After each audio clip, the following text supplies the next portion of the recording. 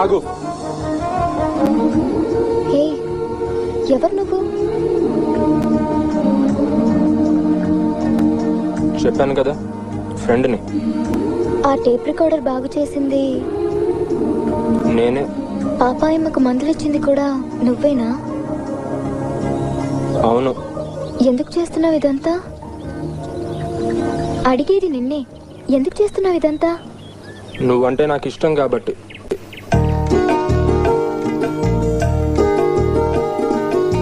మరి మొహం ఎందుకు దాచుకుంటున్నా? నిన్నెలా చూసినా నువ్వు చాలా బాగుంటావు, కానీ ఏ యాంగిల్లో చూసినా నేను బాగోను.